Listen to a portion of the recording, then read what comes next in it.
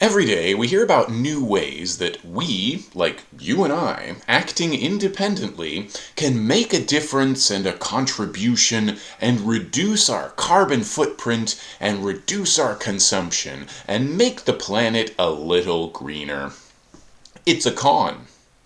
Unless you have a yacht on a jet, changing your behavior will have a negligible effect on the destruction of the environment. Our problems run much deeper than driving too much or not having enough solar panels. Only major change at the systemic level, like the systems we live under, will solve any of the problems we face as a species.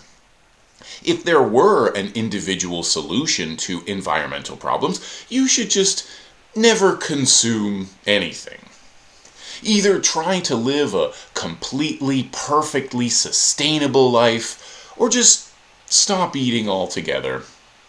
Your presence on this planet is bad for the environment. But the world you were born into isn't your fault. It's not your fault that it's nearly impossible to get the money and space to grow your own food or make any of the stuff you need, so you're forced to buy stuff wrapped in plastic delivered from hundreds of miles away. It's not your fault you have to get a job and the only way you can get to your job is on a vehicle that pollutes. You have way, way more right to be on this planet than a system that takes away your means of life and only lets you have them back if you have enough money. Moreover, the flip side of the selfless individual sacrificing themselves for the environment is the eco-fascist approach of shrinking our collective footprint by closing borders to or killing people they think are the wrong type of people to share their resources. Less freedom, more violence against vulnerable people. As always, the right has things backwards. And I'm not saying don't make changes in your own life. If you can, so much the better. But it'll never be enough. No individual approaches will solve environmental problems, and at best will only delay the inevitable slightly. None of them take into account the fact that if we don't stop it, the capitalist system will keep consuming until all ecological systems collapse, and there's nothing left to consume. Enacting the whole joke of kill the poor, which in some circles is a bit less of a joke, would reduce emissions by a hair. Ironically, many people taking the individual approach would not suggest killing or reducing the consumption of the people on top, because that consumption is beneficial, and the work they do is beneficial. And after all, only rich people can finance the projects that might end up developing a green technology that can enable consumerism to continue apace and delay the collapse a few weeks. And I think most people realize making tiny changes to their consumption patterns would do virtually nothing, or they would if they thought about it, but they're only ever offered individual solutions. You start with, it's a problem, but what do I do about it? And the answer comes from oil companies. Measure and reduce your carbon consumption. Or from airlines. Pay a little extra and we'll plant some trees. Or from plastic manufacturers. Don't feel bad about consuming and doing nothing to change the system. Not all of your trash has to poison the soil and water. These are solutions offered to you by the system that created the problem. They're designed to divert your attention away from the people getting rich tearing up the environment and focus on your own behavior. You are now the problem. If you're the officious, law-abiding cop wannabe type, you might even police other people's individual behavior in service of this system, like by ratting them out for failing to recycle properly. Your neighbors are now the problem. It makes sense to see and treat people as individuals because ultimately people are not represented by the groups they're told they belong to or stereotypes we believe, but by their own actions. But unless we understand collective forces too, forces outside of us and independent of us, we won't understand individual action. And that includes understanding yourself. If you firmly believe you're too smart to be affected by propaganda, racism, or another idea bigger than the individual, you're more likely to fall victim to it. On a quick side note, I'm talking about individualism and its limits as an analytical tool, but the reverse, trying to apply a collective rule to an individual problem, is equally fallacious. Questions like, what's the best time to go to bed and wake up? Or what's the healthiest weight and body type? Assume the answer should be the same for all of us, when the real answer is, it varies. If you want a solution, you need to understand the problem. Solutions should flow logically from the nature of the problem. Do you produce your own energy? Or does someone burn something and produce it for you? Do you have any choice in which type of energy you consume? Like, do you have the option to just consume renewable energy without having to pay thousands of dollars to set it up? Can you consume only local food? Or, more relevantly, can everyone consume renewables and local food? Because it's not just you. Does everyone have the option to switch to living sustainably? No. That's why we shouldn't be judging individuals for failing to reach the current green ideal, and why our focus should instead be on major polluters and the systems that empower them. Now, I don't want to go into that topic in this video, how to tackle institutions of power, but I'm sure you can work out for yourself something you could do about it. I want to stick to the topic of individual non-solutions offered up to solve problems that go way deeper. Because it's not just the environment, it's everything. You need money? Get a job. Well, what if they won't give you one in time to pay your rent and bills? What if it doesn't pay enough? And so on. Which are questions regarding the system itself. Questions that would still be relevant if you had 3 jobs. But we're not supposed to question or even notice the effects of the political economic system. We're supposed to blame people for their circumstances. But if you place all responsibility for everything that happens to someone on their own shoulders, you're gonna end up blaming the victim. It's a simplistic way of thinking. They're only poor because they want to be, or because they're lazy. Well, have you talked to them? It's part of the unquestioning faith people have in social institutions while ignoring their effects. We believe what those institutions say about themselves and us and never hear from their victims. They tell us to focus on individual action as the only force worth trying to understand, and to have faith the institutions will work exactly as they're supposed to. Parents always know what's best for their kids. Schools prepare you for the world. The law punishes the bad people and protects the good. Police only stop you if you've done something wrong. Courts never convict an innocent person. Anyone can get rich. You can always get a better job, and anyway, you can survive on minimum wage. Welfare and public housing are always available. Charities and shelters always have room, because of course our people are so generous. If anything bad happens to you in this land of opportunity and social safety nets, it must be your fault. By putting all responsibility on the individual, you leave no room for the effects of money, laws, media, and everything we've been taught to believe in. You should recognize them as discrete forces that can limit our choices, induce stress, leave us with trauma, and come back and do it all again the next day. Maybe we're all traumatized at this point. We're like crabs in the bucket. I want mine, but you don't get to have yours. When someone gets a raise or a better contract, people will ask why they think they deserve it, instead of thinking it might be good if all workers' wages were higher. This is related to the attitude of, I had to suffer for what I got, therefore you should suffer, which is terrible logic. If you suffered, wouldn't you rather others didn't have to feel pain like you did? Don't try to tell me the only way you learned and grew was from suffering.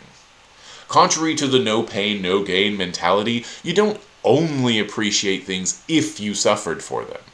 You can also appreciate them if you just have them. It's also the excuse against student loan forgiveness, welfare programs, anything.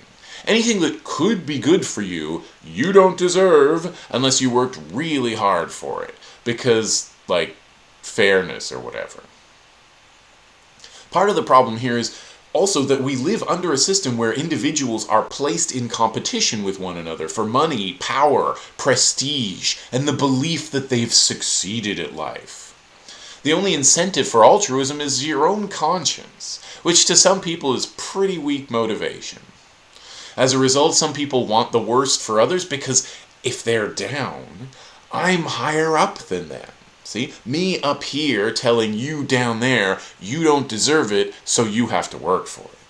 I deserve things, which is why I'm up here. You, however, should continue to struggle against the theft and violence of the market for the rest of your life. Media all over, but especially in the US, reinforce this ideology by giving us shows about individual characters standing up against the world. And it should prompt us to ask why the world is against them to begin with. No one would sign up for Squid Game if they weren't desperate for money. Breaking Bad wouldn't have happened if health care and welfare were accessible. The Trailer Park Boys wouldn't have to end every season in jail if their situation were more secure. But you hear it in news media too. Like when classmates pitch in to buy a kid a lung, and you think the real story here is this kid is raising money to live. The people in facilities are there, but a dying child is only allowed to see them if they can raise the money in time. Like some sick video game that only gets 1 star because it's too depressing. Did you know GoFundMe is a major source of the money to pay medical expenses? It's called medical crowdfunding, when you hope strangers will give you money to survive. They have about a 10% success rate. The money for universal medical care exists, but not for Dylan. We've seen the disastrous effects of an individual approach to COVID, which might be epitomized in the "you do you" sign declaring public health a matter of individual choice. It's cute. It's also going to get people sick. It cuts many immunocompromised people off from the New York subway because they know there's no way to guarantee they'll be safe. Now, of course, this policy is the norm everywhere, and we're trying to pretend viruses vanish when you start referring to them in the past tense. Infectious diseases present an unusual challenge. To combat them effectively, we must render aid appropriately and consistently at scale. This pandemic exposed the fragility and faults in each layer of our lives, from our innermost circle of family and friends to the nation-state at the periphery, and the differential risk experienced by any individual's core community. Communities that were already heavily invested in social safety nets with measures such as paid sick leave were able to lower COVID rates. Those invested in the ideology of self-sufficiency and individualism prolonged suffering and loss of life. Vaccines and masking can work wonders for stopping a virus if everyone or almost everyone takes them as part of a wider public health campaign. But instead we have people who won't wear masks because whatever, and even mocking others for wearing them, and who won't take the vaccine because vaccines are evil now. Because they spend their time online in all the wrong places, so they help the spread of the virus. So I think anti-vaxxers bear some responsibility for the death and disability associated with COVID. But, as usual, the elephant in the room is the capitalist system. As many people have said, if at the beginning of 2020 the state had just paid everyone to stay home for 3 weeks, COVID could have been stopped. But instead we got policy and messaging that was always beholden to property owners who will do anything to keep offices open, and to bosses who want you to come back to the office as soon as possible because they have less control over you if you work from home.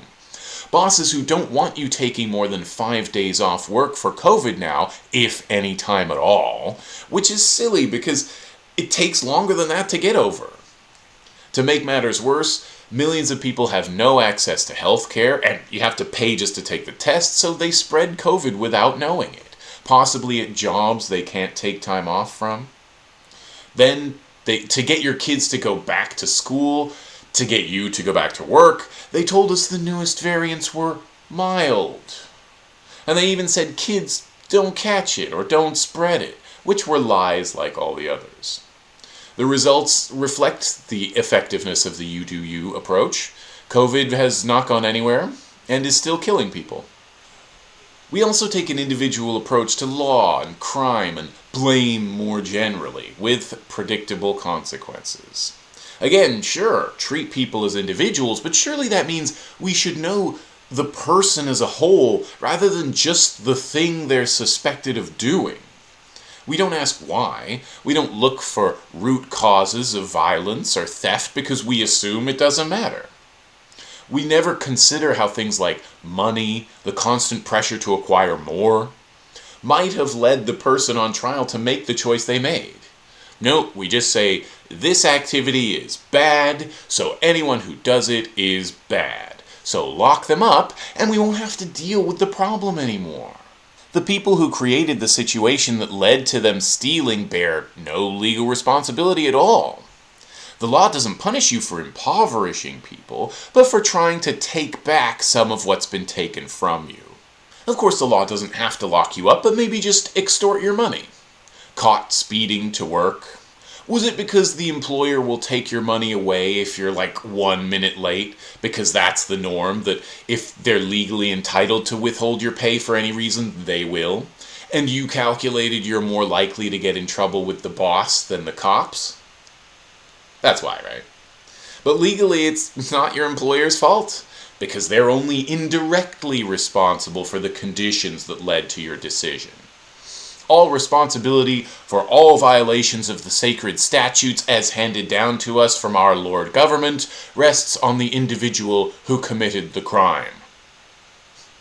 Some people who believe in the law seem to think if you just lock up all the bad people, things will be good, because only the good people will be left. And that's the world they want. Separate the obedient people the state says are good from the people the state has decided you don't like. But that's not how the law works, and it's not how people work. We're all capable of violence and other antisocial behavior under the right conditions, and our conditions are often out of our control. We're living stressful lives because of forces like unemployment or the threat of unemployment, rising prices, and a really uncertain future. How can you say your circumstances are entirely of your own creation when for many people they hardly are at all? But we're so used to this individual approach to understanding the world, we often downplay or fail to recognize outside forces acting on us or on others. Our decisions aren't just shaped, but defined and limited by the social framework, like money and the lack of it, or the law and the chance you'll get caught for violating it. You know, lemonade stands are illegal too, right? No license, no accounts, no taxes. And in the US, they do get shut down. In a different neighborhood, Andrew raising money for his brother Dylan would have fallen short of his target and his brother might have died. But no one would have been charged with the child's death, not the people who make and enforce laws or the people who charge thousands for health care. It would have been considered just another sad, unfortunate thing no one could have prevented.